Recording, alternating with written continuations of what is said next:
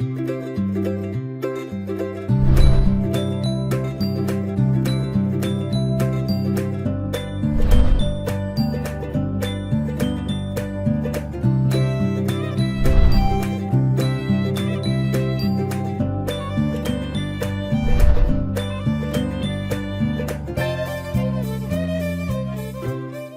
got new players I want for Stoke City rebuild, says boss.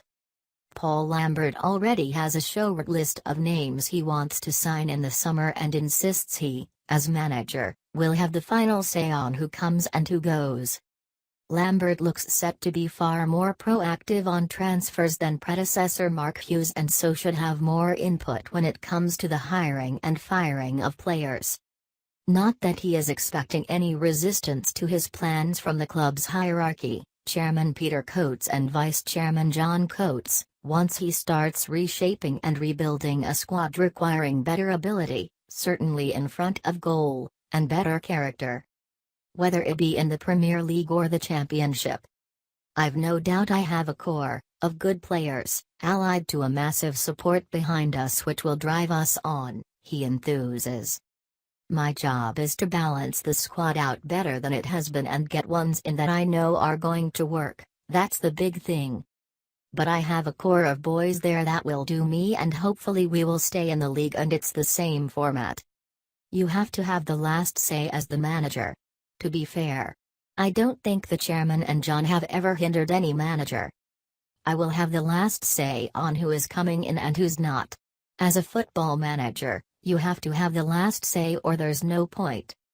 You have to know who you can look at and who you can't, and you work within the financial guidelines. That's not a problem, but the manager has to 100% have the last say on who is coming in.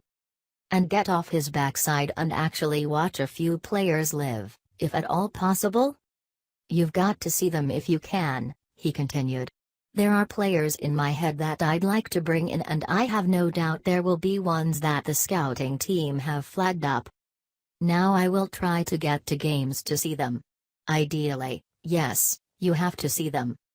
He says he has already spoken with the owners and acknowledged there has to be a plan A for survival and a plan B for relegation.